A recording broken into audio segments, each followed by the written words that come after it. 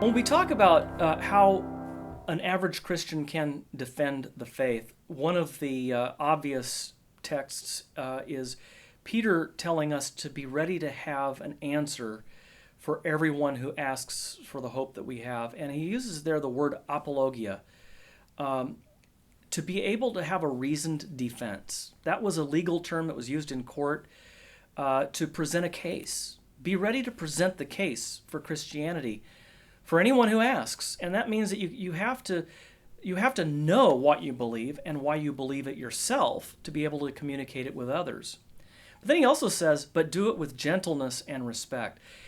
And so on the one hand, we have to be very clear about what we believe and the reasons for that faith, but we also have to think very long and hard about how we present that to other people. Are we doing so in a careless or haphazard way?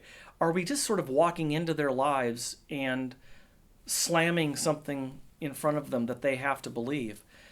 Or do they sense that we really care about them? Do they sense that this is important for us not because we want to recruit them to our club or we want to convince them that our way is better than their way, but rather because this is good news. This is the gospel.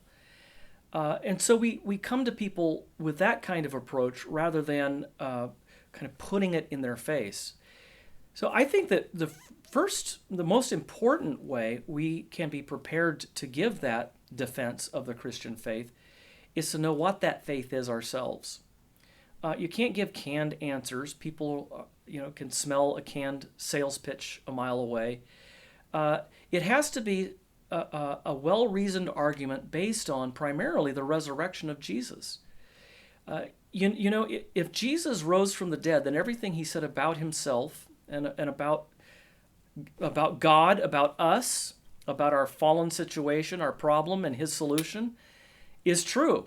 And so I think it's very important for people, first of all, to realize we're not talking about an experience we've had. We're not talking about something that's based on a decision we made. Something that works for us might not work for others. We're talking about something that has happened in datable human history.